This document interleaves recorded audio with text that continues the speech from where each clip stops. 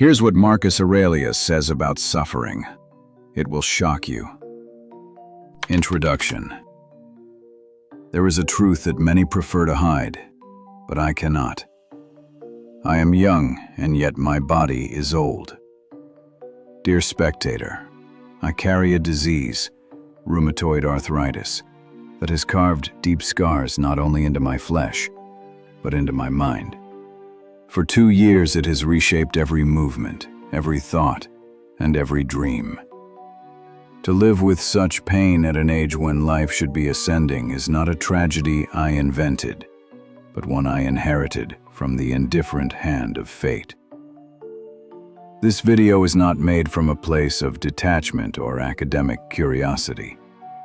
It is forged in the furnace of necessity, in the same way Marcus Aurelius, the philosopher emperor, wrote his meditations not for the world, but for himself. He too was no stranger to illness. He too lived with a body that betrayed him, plagued by weakness and suffering, even as the weight of an empire rested on his shoulders. So tonight, I invite you into a meditation, not only on Marcus Aurelius and his endurance, but on what it means to suffer and to endure and to transform pain into philosophy. The question is not whether illness breaks us. It always does in one way or another. The question is whether we can make of that breaking something greater, a philosophy, a fortress, a fire that keeps us alive when the body wishes to give up. And in Marcus Aurelius we find the map, the personal reality of illness. Marcus Aurelius, the so-called philosopher emperor, was never the image of radiant health. Beneath the purple robes of power lay a fragile, suffering body. He endured chronic stomach ulcers, weakness in the chest, difficulty breathing, restless insomnia. Letters to his tutors speak of shaky hands, of pain that clawed at his windpipe, of a body that betrayed him even in his youth. The historian Cassius Dio recalls that Marcus could hardly eat, that he lived more in restraint than indulgence, sustained by medicines mixed with opium to dull the ache. And yet, despite this fragility, despite this quiet war fought in the dark corners of his body, Marcus ruled the greatest empire in the world. His endurance became legend, not because he was free from pain, but because he carried his pain with him into the battlefield, into the Senate, into the silence of his private meditations. I think of this often, because I too live with an empire of pain. It does not govern millions, but it governs me. Every morning, I wake with joints that burn like rusting iron, with a body that has aged decades in a handful of years. My rheumatoid arthritis has not merely limited me, it has rewritten me. And yet, as Marcus did, I search for a way not to collapse beneath it, but to endure, to transmute the suffering into something resembling strength. Marcus did not run from his illness, nor did he curse the gods for their cruelty. Instead, he carved out a framework, a Stoic philosophy of pain. And it is here, in his reflections, that we find the seeds of survival, not just for emperors, but for anyone chained to a body that will not obey. The Stoic framework for pain management. Marcus Aurelius carved his survival from philosophy. He developed what we might call a framework, a way to meet pain not with despair, but with discipline. 4 principles defined his battle with the body: separation, acceptance, limitation, and virtue. The first was separating sensation from judgment. Pain, he argued, is only a rough feeling, a signal from the body. It is not the soul. What multiplies suffering is our judgment, the story we tell ourselves that this pain is unbearable, that it is unfair, that it is catastrophic. Marcus wrote, If you are distressed by anything external, the pain is not due to the thing itself, but to your estimate of it. And this you have the power to revoke at any moment. This is the essence of cognitive distancing. Pain pierces the flesh, but despair pierces the mind. And it is the second wound that often destroys us. I remind myself of this constantly. When my joints burn and swell, when exhaustion grips me before the day has begun, I try, not always successfully, to see the sensation for what it is, a signal, not a verdict. It does not decide who I am. It does not tell the whole story of my life. But Marcus went further. He did not only separate judgment from sensation. He learned to accept pain as natural, as something woven into the fabric of existence itself. And here his philosophy takes on its most brutal yet liberating form. Accepting pain as natural. Marcus Aurelius counseled something few dare to accept, that pain itself is natural. It is not an invader from another world, not a punishment from the gods, but part of the same fabric that weaves together joy, beauty, and life itself. To resist it endlessly, to rage against it, is to fight the nature of things, and nature always wins. Better, Marcus taught, to face it with stillness, like Diogenes the cynic once advised. We should treat painful sensations like wild dogs. The more we flee, the more they bite at our heels. But if we turn and confront them, they often retreat. This is not resignation, it is courage. Acceptance is not weakness, but the first step toward freedom.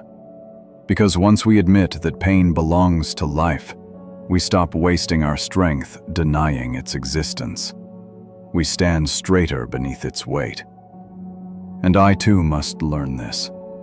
My illness will not disappear because I beg it to, nor because I curse its name. I must turn and face it, not as an enemy, but as a shadow that walks with me. Every flare, every night of restless pain, is the echo of nature whispering, "This too is life." But Marcus did not stop at acceptance. He also taught us that pain has limits, that it is never infinite, never truly beyond endurance. This too is part of its nature, and in knowing its limits, we find our own strength. Understanding the limits of pain. Marcus Aurelius drew wisdom not only from Stoicism, but also from the rival school of Epicurus. Epicurus taught that pain, however sharp, is never infinite. If it is intense, it is short-lived. If it is chronic, then by definition it must be bearable, otherwise it would end in death. This paradox is both brutal and liberating. Pain has boundaries. It can wound, but it cannot last forever at full strength. Marcus internalized this truth. In his meditations, he reminded himself again and again, no pain is eternal. It rises and falls like the tides. The body may collapse, but the mind can outlast the storm if it refuses to magnify what is already temporary. I hold on to this teaching like a rope in the dark. My rheumatoid arthritis is not a fleeting agony, but a constant companion. And yet even its fire burns unevenly. There are days when the flames roar and days when they smolder low. In this rhythm I recognize what Marcus saw, that pain itself reveals its limits. It cannot remain at its peak forever. And in those limits, we find survival. And beyond all this, Marcus reminds us of something even greater, that pain, no matter how sharp, cannot touch what is most important, our character, our virtue, the soul itself. This was his final shield, and perhaps the strongest of them all. Maintaining focus on virtue. Marcus Aurelius knew that pain, no matter how sharp, could never touch the soul. It could break the body, but not the essence of who he was. Again and again in his meditations, he returned to this principle. Does what's happened keep you from acting with justice, generosity, self-control, sanity, prudence, honesty, humility, straightforwardness, and all other qualities that allow a person's nature to fulfill itself? The answer, of course, was no. This was his shield. Pain could claw at his lungs, sap his strength, deny him sleep, but it could not force him to lie, or to betray his duties, or to abandon compassion. In this, Marcus transformed illness into a battlefield of virtue. Every ache became an invitation to courage. Every limitation became a chance to practice patience. Every failure of the body became an opportunity to prove the strength of the soul. I cling to this as my final line of defense. My rheumatoid arthritis can twist my joints, drain my energy, gnaw at the edges of my days, but it cannot dictate my character. It cannot decide whether I am kind. It cannot choose whether I face life with honesty or with bitterness. That choice is mine, as it was Marcus's. And in that choice lies freedom, the one freedom no illness can ever take. But Marcus was not tested in isolation. His philosophy was not merely a private refuge. History thrust him into one of Rome's darkest hours, the Antonine Plague. And it was there that his endurance, both physical and spiritual, was tested on a scale few could imagine. Leadership through crisis, the Antonine Plague, and transcendency through pain. Then came the plague. The Antonine Plague swept across the empire like a black wind, leaving millions dead in its wake. Cities emptied, villages burned funeral pyres day and night, and the empire itself seemed to tremble on the edge of collapse. And at the center of this storm stood Marcus Aurelius, a man already plagued by his own failing body, now called to face the suffering of an entire world. He did not retreat. He did not hide. Despite the weakness gnawing at him, Marcus continued to lead armies on the frontier, continued to write, continued to govern. He sold treasures from the imperial palace to fund relief efforts. He steadied the collapsing economy, and he remained with his soldiers at the front even as death spread in every camp. To rule while sick is one thing. To rule a sick world while sick yourself is something transcendent. And here lies the paradox of suffering, that it can crush us, or it can elevate us beyond what we thought possible. Pain drags the body into the dirt, but if endured, it lifts the spirit into heights unknown to the unbroken. Marcus transformed his illness and the empire's illness into a stage for virtue, proving that endurance is not merely survival, but a form of transcendence. I think of this when my own pain closes in. My disease has tried to make me smaller, weaker, quieter. But if Marcus could hold an empire in his hands while his body betrayed him, then perhaps I can hold my own life without collapsing. Perhaps suffering itself is the gate to something higher, a kind of strength the healthy will never need to discover. In this, pain ceases to be merely torment. It becomes a teacher, a ladder, a fire that refines what cannot be destroyed. Marcus's endurance was not only an emperor's duty, it was a revelation that even in the heart of decay, even surrounded by death and weakness, the soul can rise. And this rising, this transcendency through pain, is the very marrow of Stoic wisdom. Practical wisdom from Marcus's experience. Marcus Aurelius's philosophy of illness was not abstract. It was practical, forged from years of weakness, sharpened by plague and sleepless nights. His wisdom was lived, and it remains relevant to anyone who suffers today. He understood the paradox of acceptance, that the more we resist pain, the greater its grip becomes. When we fight against what cannot be changed, we multiply our torment. But when we accept pain as part of life, its sting lessens. Modern science calls this pain management.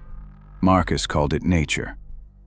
He also urged us to remain in the present moment. The mind loves to torture itself with what-ifs, fear of tomorrow's agony, regret for yesterday's strength. Marcus warned against this trap. Confine yourself to the present. In the now, pain is bearable. It is the weight of the imagined future that crushes us.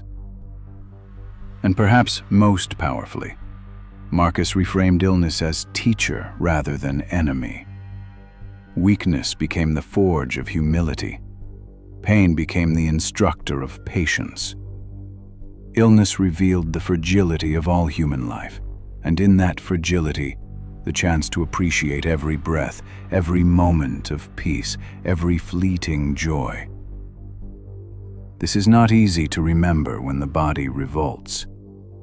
But even in my darkest hours, I return to Marcus's insight. Illness is not only loss, it is also instruction. And sometimes, instruction is the only gift suffering has to offer. But Marcus also knew something else, that philosophy alone was not enough. Illness required medicine, care, and community. And in this, he showed us how philosophy and practice, soul and body, could be woven together in a life of resilience. The integration of philosophy and medicine. Marcus Aurelius never believed that philosophy was enough on its own. He was no fanatic who denied the body in service of the soul. He consulted physicians, drank bitter remedies, used theriac mixed with opium to ease his pain. He did not see this as weakness, but as wisdom. Philosophy taught him how to suffer. Medicine helped him endure the suffering. Together, they formed a unity.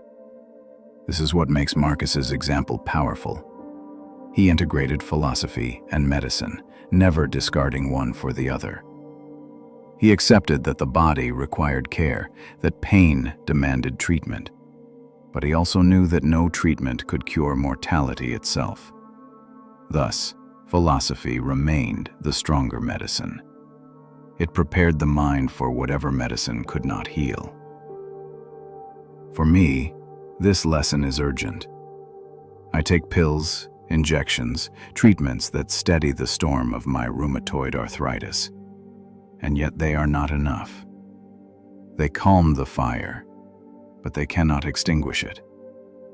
Philosophy fills the space where medicine fails. It does not remove the pain, but it gives me language, perspective, a way to stand upright even when my joints pull me down. In this balance, body and mind, treatment and reflection, resilience is born. But Marcus's strength also came from his refusal to isolate himself. Illness can make us retreat, can turn us inward into silence and bitterness. Marcus resisted this. He remained connected to others, to his duties, to his community.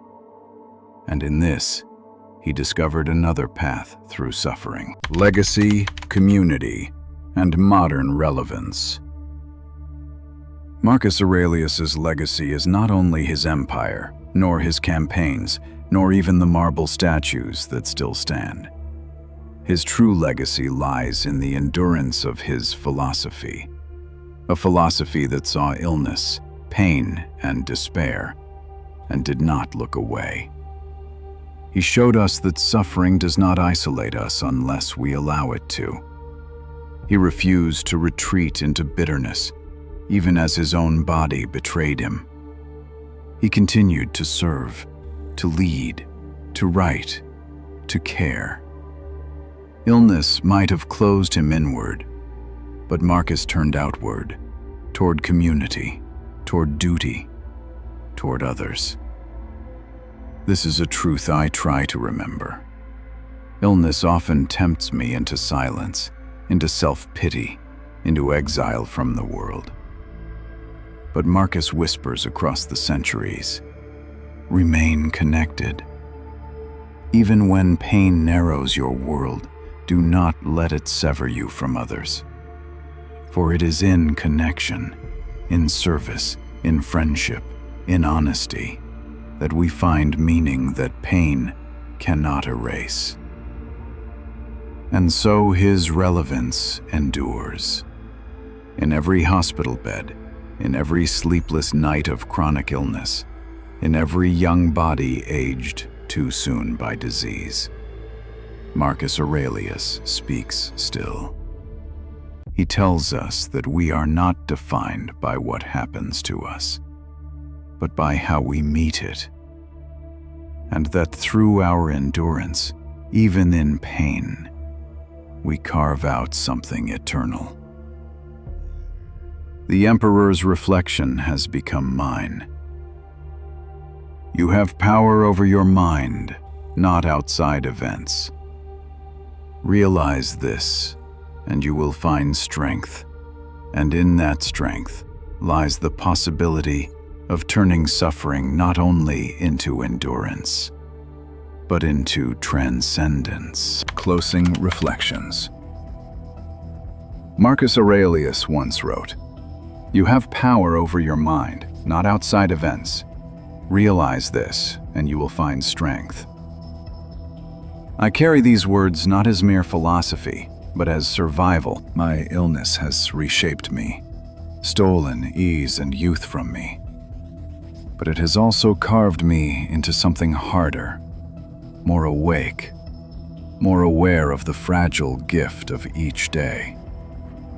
Marcus's example teaches me, teaches all of us, that while pain may rule the body, it does not rule the soul. And if we can endure, if we can transform our suffering into wisdom, then we achieve something close to transcendence. So, if you are listening and you carry pain of your own, know this: you are not alone. Illness does not diminish your worth, nor does it silence your voice. Like Marcus, like me, you can endure. You can make of suffering not just survival, but meaning. This is why I make these videos. Not out of detachment, but out of necessity. Out of the furnace of my own experience. Because in sharing pain, we lessen its weight. In transforming it into words, images, and philosophy, we remind ourselves, even in weakness, the soul can remain unbroken. If this reflection spoke to you, leave a comment below. Share your own endurance, your own battles. Subscribe if you wish to walk further into these meditations on philosophy, suffering, and strength. And above all, remember, pain may shape us, but it does not own us. Before you go, if this spoke to you, subscribe. It helps this work reach the people who need it most. Leave a comment and tell me where you're fighting from. Your story might keep someone else standing. Tap the like button so this meditation is carried further by the algorithm instead of the void. Share this with a friend who's in pain. None of us should walk this road alone. Turn on notifications if you want the next chapter the moment it's ready. Hold fast. Pain may shape us, but it does not own us.